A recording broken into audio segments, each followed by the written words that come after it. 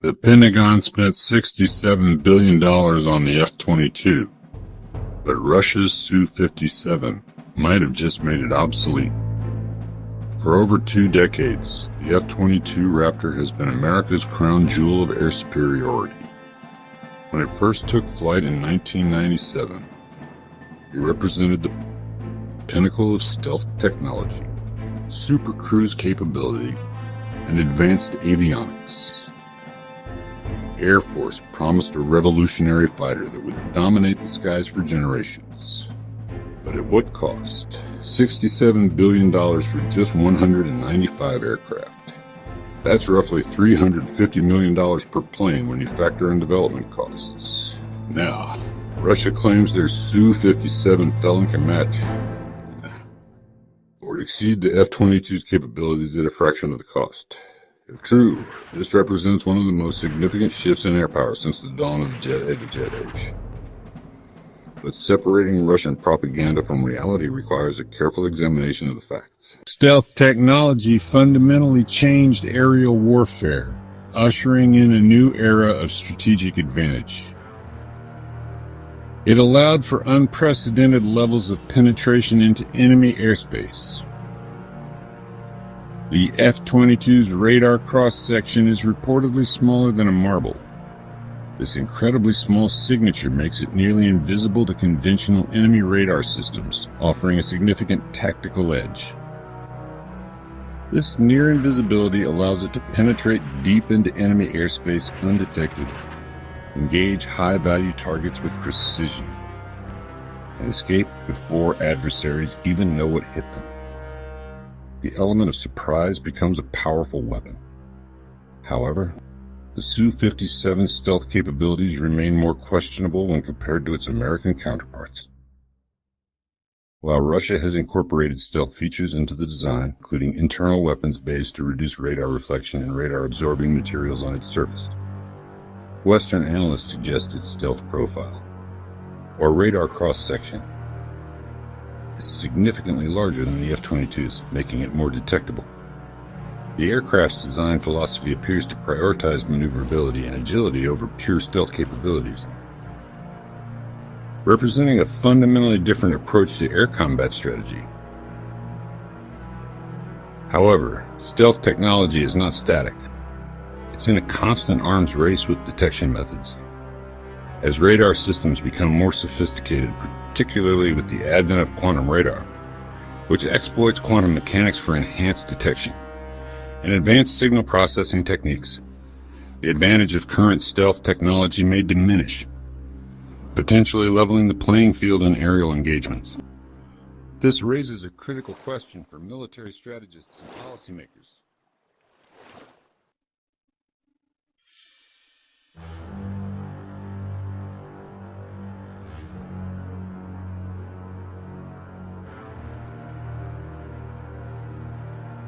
They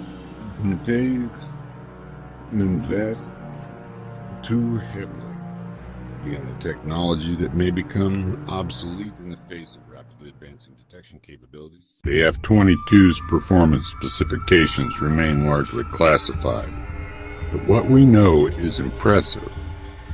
It can supercruise at Mach 1.8 without afterburners, reach speeds exceeding Mach 2.25, and operate at altitudes above 65,000 feet.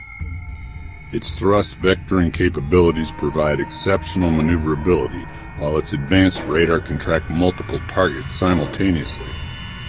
Russia claims the Su-57 matches or exceeds these capabilities. The aircraft reportedly features supercruisability, advanced thrust vectoring, and what Russia calls fifth-generation avionics. More importantly, the Su-57 is designed for multi-role operations from the ground up, unlike the F-22, which was optimized primarily for air-to-air combat. But here's where the analysis becomes complex. The Su-57 program has faced significant delays and technical challenges. Only a handful of production aircraft exist, and their operational status remains unclear. Meanwhile, the F-22 has been operational for nearly 2 decades, with proven combat systems and extensive pilot training programs. Military capability isn't just about individual aircraft performance. It's about numbers, logistics, and sustained operations. The United States operates 186 F-22s, a number many experts consider insufficient for global operations. The original plan called for 750 aircraft, but cost overruns and changing priorities led to early termination of the program. Russia plans to produce 76 Su-57s by 2028. Russia plans to produce 76 Su-57s by 2028, though current production rates suggest this timeline is optimistic. However, Russia's approach differs fundamentally from America's.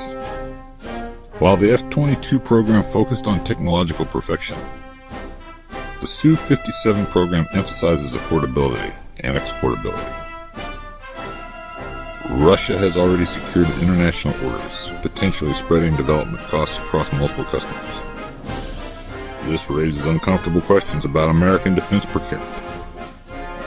Have we priced ourselves out of the market for advanced fighters? A single F-22 costs more than many countries' entire defense budgets. Are we creating weapons too expensive to use in significant numbers? The emergence of the Su-57 represents more than just the introduction of a new fighter aircraft. It signifies a shift in the global balance of power. Indeed, it signals Russia's return as a major aerospace power capable of designing, producing, and deploying cutting-edge military technology. For decades after the Soviet Union's collapse, Russian military aviation struggled with chronic underfunding, critical technology gaps, and a significant brain drain of its top talent. The Su-57 program, despite facing numerous developmental challenges and delays, clearly demonstrates Russia's renewed commitment to developing and fielding advanced military technology. More concerning for American military planners and policymakers is the potential for unauthorized technology transfer and the proliferation of advanced capabilities. Unlike the F-22 Raptor, which Congress explicitly prohibited from export to protect its technological advantage, the Su-57 is actively being marketed internationally to a variety of potential buyers. Several countries, including India, Turkey, and Algeria, among others, have already expressed significant interest in acquiring the Su-57. If Russia is successful in exporting the Su-57,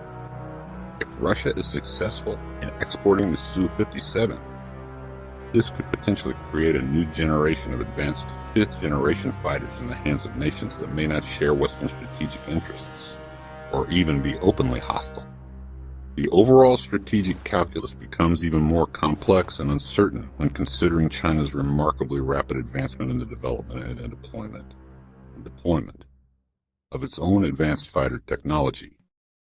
The J-20 and J-35 programs strongly suggest that America's long-held monopoly on fifth-generation fighter technology is definitively coming to an end. In this rapidly evolving context, the F-22's relatively small production numbers and its extremely high per-unit costs become even more problematic for maintaining air superiority. So, as Russia's Su-57 made the F-22 obsolete, it's a question that sparks debate among military analysts and aviation enthusiasts alike. The answer, as with most things in modern warfare, is nuanced. It's not a simple yes or no. In terms of pure technological capability, the F-22 likely maintains advantages in stealth and systems integration. Its advanced radar systems, sensor fusion, and low observability make it a formidable opponent in air combat. American pilots benefit from superior training, logistics support, and operational experience that cannot be easily replicated. This human element is a critical factor in determining the outcome of any aerial engagement. However, the Su-57 represents a different philosophy of air power, one that prioritizes adaptability and a broader range of mission capabilities. Rather than pursuing technological perfection at any cost, Russia has prioritized affordability, versatility, and exportability. This approach allows them to field a larger number of advanced aircraft. If the Su-57 can achieve 80% of the F-22's capability at 30% of the cost and be produced in greater numbers, it may prove more strategically significant in the long run. The real lesson here isn't just about which aircraft is inherently superior in a dogfight, but about the long-term sustainability of American defense procurement strategies and resource allocation. The F-22 program's early termination due to massive cost overruns and protracted development should serve as a stark warning about the dangers of unchecked spending. Military superiority requires not just the best technology money can buy, but enough of it to matter in a real conflict, and the ability to deploy and sustain it effectively. As we face an increasingly multipolar world with multiple near-peer competitors vying for influence, the Pentagon must balance technological excellence with practical considerations of cost, production capacity, and global reach. The F-22 may still rule the skies today, leveraging its advanced capabilities, but the Su-57's emergence signals a shift in the balance of power and that this dominance cannot be taken for granted. The question isn't simply whether the F-22 is obsolete in a vacuum, but whether America can afford to maintain its technological edge across the board in an era of great power competition and evolving threats.